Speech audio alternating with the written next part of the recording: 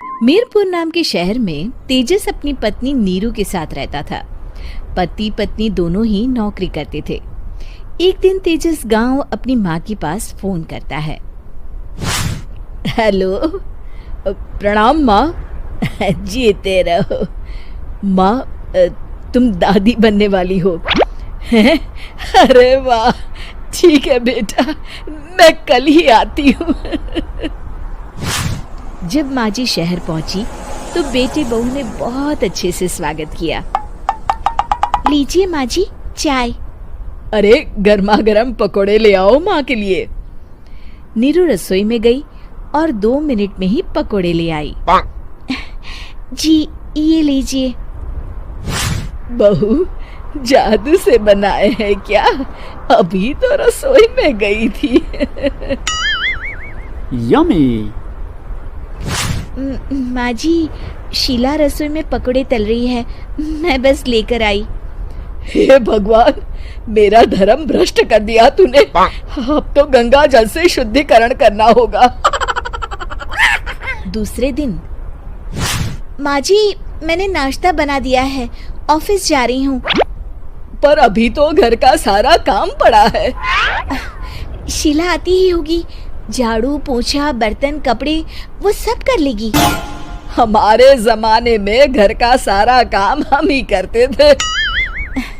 जी माँ जी, आप बहुत होशियार हैं, मैं घर ऑफिस दोनों नहीं संभाल पाती। तो जरूरत क्या है घर से बाहर जाकर चाकरी करने की? वैसे भी घर का काम खुद करने से घर में बरकत आती है, समझी? पर माँ जी। पर वर कुछ नहीं, इस महीने की पगार मिले फिर ऑफिस बंद। हाँ। रात को नीरू तेजस से कहती है, सुनिए जी, माँ जी बोल रही थी कि मैं नौकरी छोड़ दूं।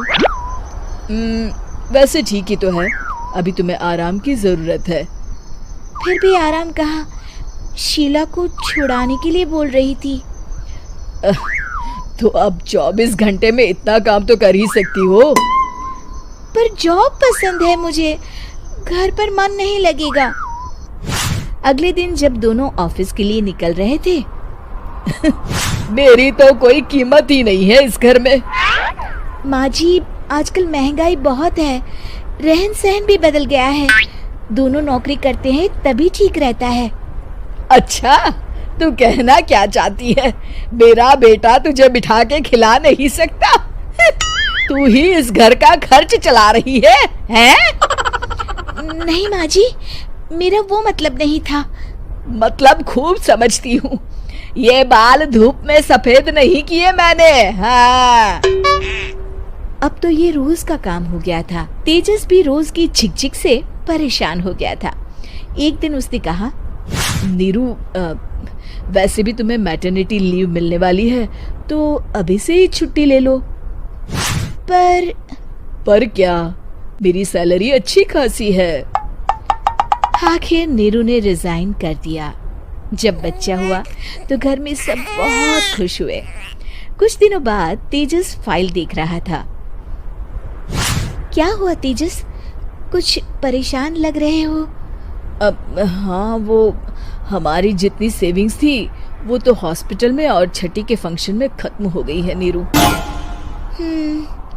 और अभी वैसे मंदी चल रही है तो मैं बोल रही थी कल मुन्ना को हेपेटाइटिस का टीका लगवाना है। नीरू, क्या पोस्टपोन नहीं कर सकते? नहीं जी, बिल्कुल नहीं।